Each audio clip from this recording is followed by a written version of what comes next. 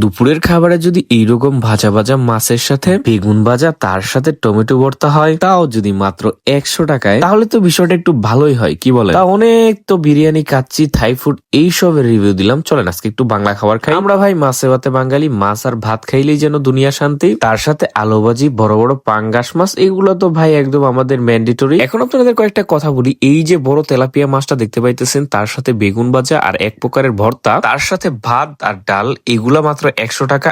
আর যদি আপনার বাজেট খুবই কম থাকে, মাত্র 60 টাকাও কিন্তু আপনি মোটামুটি 5 পদের ভর্তা, ভাজি, তারপরে শাক আর ভাত, ডাল এগুলো পেয়ে যাবেন। বাজারের ভিতরে ভাই এই রেস্টুরেন্টটা আমার কাছে মনে হয় গাজীপুরের ভিতরে ওয়ান অফ দা বেস্ট। আমি বাজেটের কথা বলতেছি, সো এইখানে আপনি কম দামে অনেক অনেক খাবার পেয়ে যাবেন। আর মাছ ভাজা, তার সাথে হচ্ছে গিয়া বেগুন ভাজি, সেই রকম স্বাদ ভাই, সেরকম স্বাদ। তার সাথে যদি ভাই এই পোড়া মরিচটা একদম মাখায় মাখায় মাখায় মাখায় খাওয়া যায়, তাহলে তো ভাই একদম সোনায় সোহাগা। এখন সবার কথা হচ্ছে এই রেস্টুরেন্টের নাম কি? এই রেস্টুরেন্টের নাম হচ্ছে উনুন খিচুড়ি বাড়ি রেস্তোরাঁ, যেটা লোকেশন হচ্ছে গাজীপুর জয়দেবপুরের জোরপুকুর পাড়ের আগে। জোরপুকুর পাড়ের একটু আগে কেউকে জিজ্ঞেস করবেন যে জেসমিন লাইব্রেরি গলিটা কোন দিকে, তাহলেই লোকজন দেখিয়ে দিবে। একটু সামনে গিয়ে দেখবেন যে উনুন খিচুড়ি বাড়ি রেস্তোরাঁ। আর যদি মাছ বা ভাত বা ভর্তা আমার যতটুকু দিছে এর থেকে কম পান, তাইলে আমার জানায়েন।